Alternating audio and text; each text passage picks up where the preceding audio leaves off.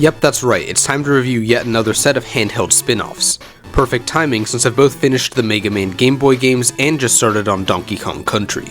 Honestly, this is part of why I wanted to talk about DKC in the first place. I saw that 3 Donkey Kong Land games were made available on Nintendo Switch Online back in 2024 and wondered what they were all about, but I've never gotten around to actually playing them until right now. If you missed my DKC 1 review, I'll summarize it by saying it's a pretty great game and a very solid foundation for a new series, but has some irritating issues with stuff like the placement of secrets, a few annoying levels, boring bosses, and some small control issues. A series of nitpicks that, to me, bring it down from a masterpiece to a respectable very good. So that's where Donkey Kong Land comes in, essentially a Game Boy D-make of DKC 1. But I'd say that description does it a disservice. Think Mega Man Dr. Wily's Revenge. That game loosely adapts Mega Man 1, but adds both some stuff from Mega Man 2 and some of its own brand new additions to make an experience worth playing even if you already have the original. That's right, this game is definitely its own thing, and very much worth giving its own review. So, how does Donkey Kong Land fare as a remake or demake of DKC 1? How does it differ? And is it even worth playing in 2026? Let's find out. I say we just jump right in and start with the stuff I actually liked. Number 1, the title screen is absolutely hilarious.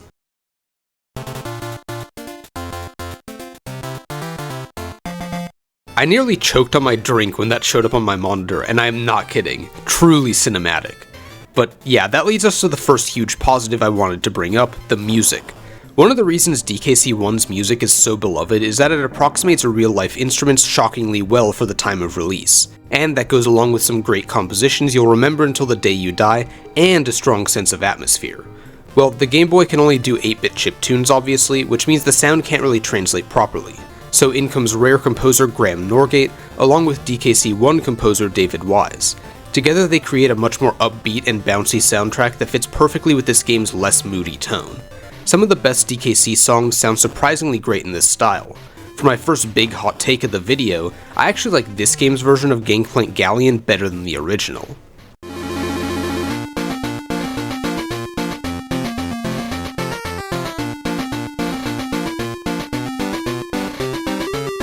Aquatic Ambience and DK Island Swing sound awesome as well.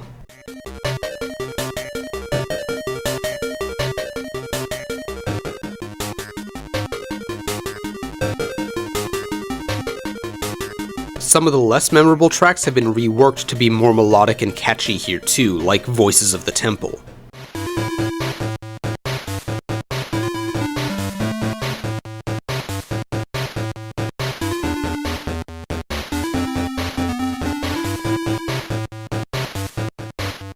And then on top of all of that, there are a bunch of brand new songs to listen to, with my favorite being the boss theme.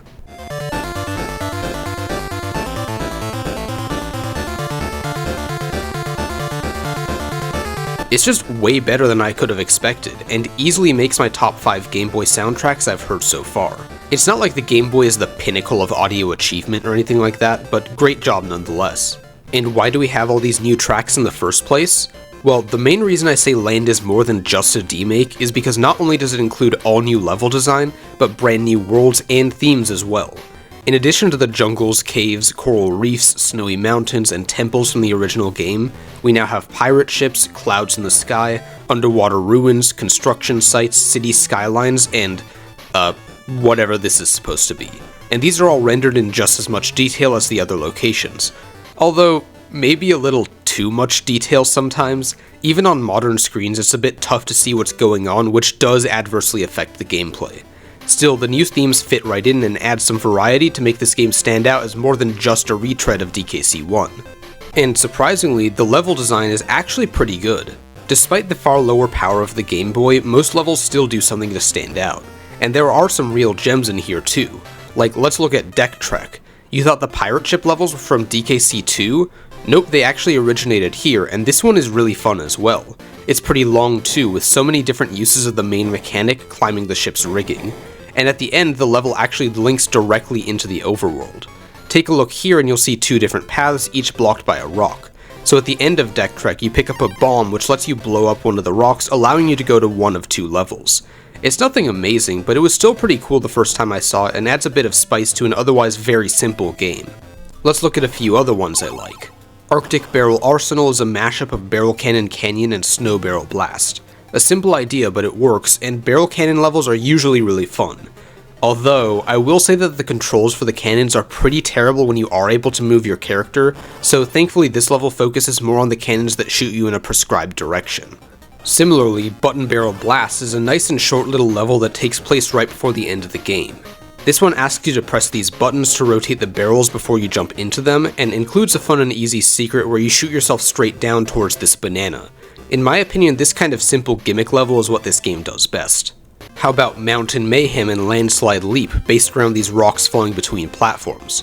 Kong Crazy asks you to collect the Kong letters and use them as platforms, which I thought was a really cool idea.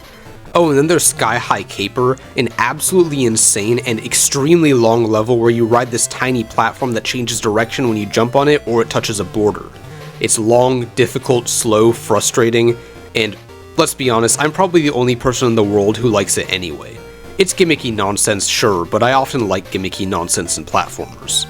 So yeah, I certainly wouldn't call this the absolute peak of gaming or anything, but I still think the levels here do more than enough to hold their own after DKC1's already great showing. Oh, and by the way, in case you're wondering where I got the level names, I pulled up the game's manual online. You can't see them in-game, which is unfortunate, but at least they do exist. And speaking of that manual, it's the only place you can find the story. Cranky Kong is impressed with the success of the original Donkey Kong Country, but believes it's only because of the fancy graphics. After going on for hours about how his grandkids would never be able to do the same on the 8-bit Game Boy, DK and Diddy accept his challenge. So Cranky literally calls up King K. Rool to steal the Banana Horde once again. It's a fun, fourth wall breaking setup for a handheld spin-off like this, and I love it. I just wish they were able to include it in the game itself.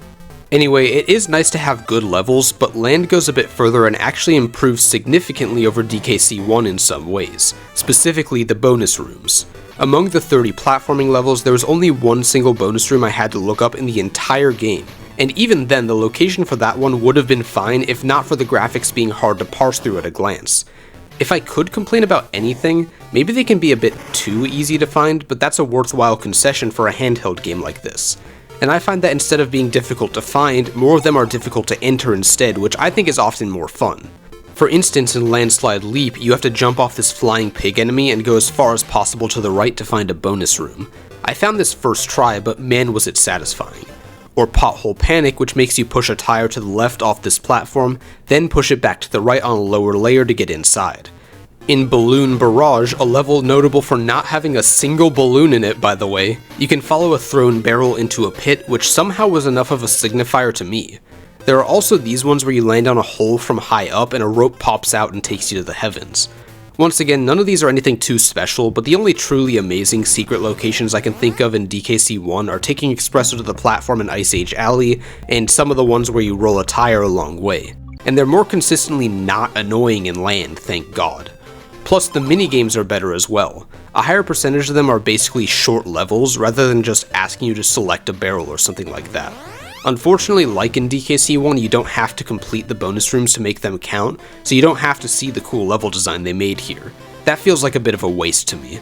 Oh yeah, and in the stages you can find these DK and Diddy tokens. In a few bonus rooms you get to cash these in. Press the switch here and the cannon will launch the tokens at you, and if you can grab them you get an extra life. And you can really rack them up in the early levels especially, where I had more lives than the UI was even able to show. So yeah, no question about it to me, the bonus rooms are handled way better here than before. I actually had a good time with the full completion experience. And also, because I don't really know where else to talk about this, the save system in this game is totally different. Previously you had to complete multiple levels at the start of a world until Candy's save point or Funky's flights would show up. Here the only thing on the world map is the levels and the occasional branching path. So instead you can save by getting all the Kong letters in any given level. This is a very weird system. On the one hand, the Kong letters actually mean something now, and you're far more incentivized to collect them than when they just gave you one extra life. If you can't find them in the current level, you can just go back to a previous one and save there. So you do have way more chances to save than before. But if you're on a tough level and just barely make it past without grabbing a Kong letter, it definitely makes the whole thing a bit more tense. For a Game Boy game, this is a strange decision because in a short play session like a car ride or something, you aren't guaranteed to be able to save anytime you want. This isn't really an issue nowadays with the Switch and its save states and sleep mode and all that, but I imagine it kinda sucked back in the day. In the context I'm playing it though, this is actually a pretty fun system if you ask me. And it's not like the DKC1 save system would work at all for a handheld game, so still an improvement there. With all that said though, I would still call DKC1 far better on the whole. The good stages here are good, and the general level design and secrets may be strong, but far too many of them are totally ruined by the game's two main issues, the controls and the camera. And those two issues alone are nearly enough to totally sink an otherwise good game. Yeah, while the levels are well constructed and the creativity is high, it's exceedingly difficult to actually enjoy them for what they are. So here's why. First, let me talk about the two new changes I actually do like. Number 1, the roll attack doesn't stop you in place anymore once it finishes, which was an unfortunate quirk with the controls in the original game I forgot to mention, so that's pretty nice. And number 2 is so unexpected that I think it may actually be a coding error. So you know how you can roll off a platform and jump in the air afterwards? An amazing mechanic for sure. Well, in Donkey Kong Land, this is once again something you're able to do, but you don't even have to roll. You can just walk off a platform and jump after that. That's right, Donkey Kong Land has coyote time, and some of the most generous I've ever seen. For reference, many modern platformers let you jump for a few frames after walking off a platform to make the timing more fair and generous. But what the heck is a Game Boy DMake from 1995 doing with the most coyote time in any game I've ever played? This has to be an oversight, right?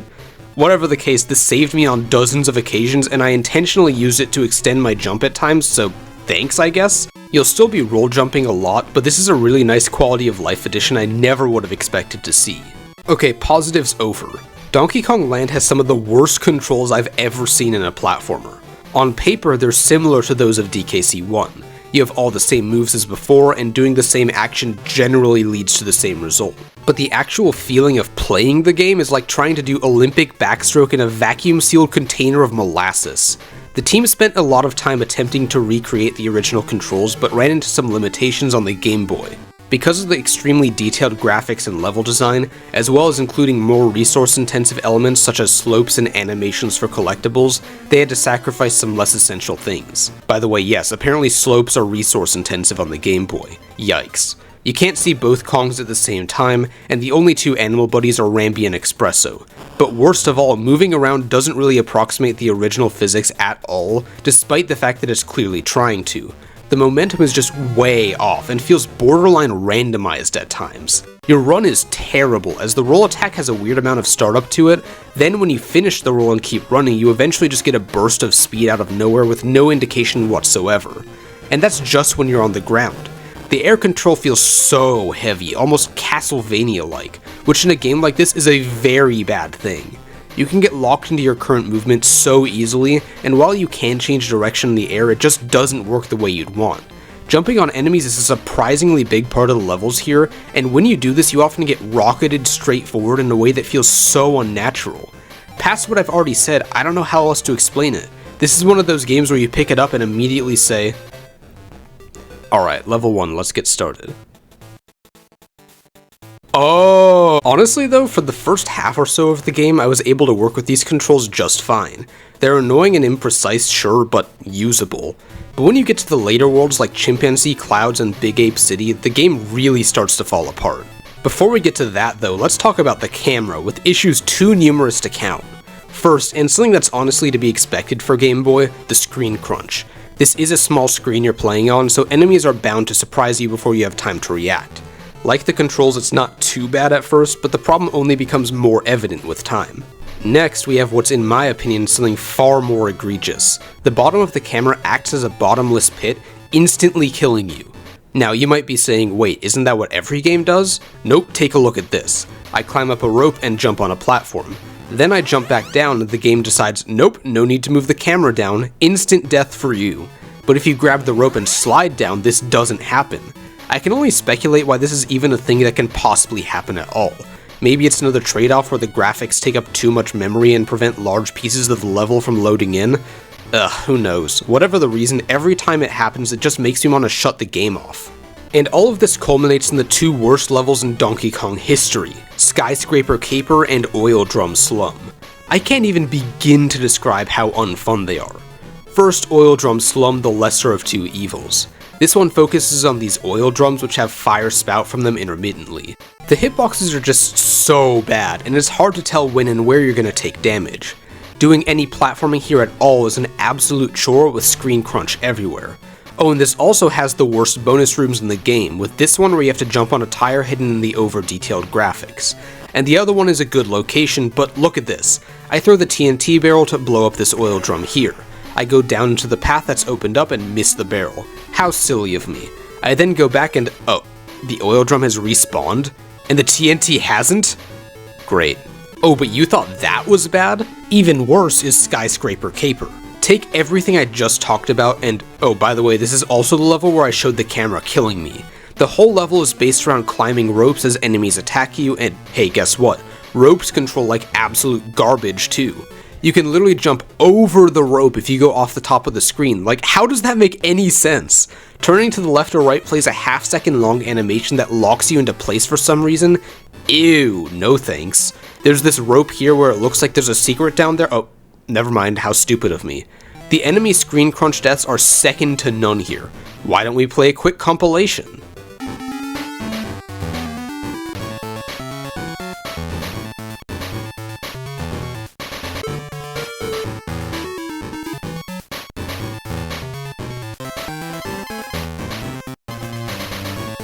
Yeah, not fun. Oh right, I haven't even mentioned the water levels yet. Good god, who thought these were okay? They were already the weakest levels in DKC 1 due to the annoying controls and bland level design. Well, the level design here is actually a lot better, so that's a plus. But I swear on Necky's nuts, the controls and camera are just abysmal. You actually move faster than the original, which is definitely not a good thing with the size of the screen here. The enemies are hard to see and move in freakishly annoying patterns that I wouldn't wish on anyone. Like these ones that bounce upwards until they reach the ceiling and drop straight down. Oh my god, these ones suck.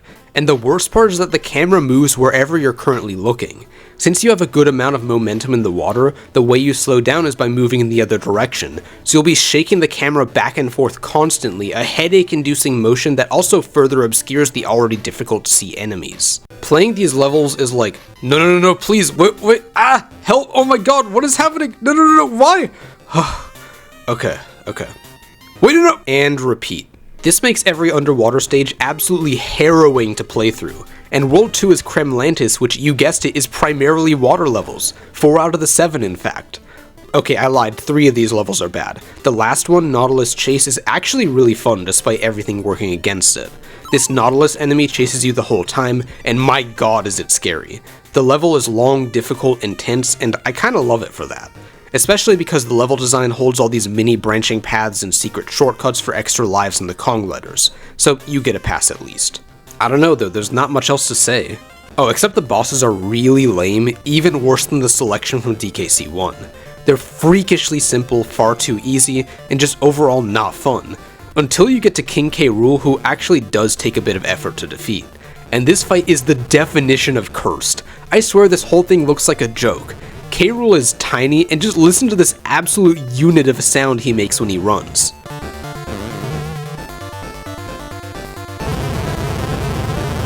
If I played this as a kid under my bed trying to hide from my parents at night, that's a week of nightmares right there. And therefore it's perfect. More games need to use this sound when a character runs.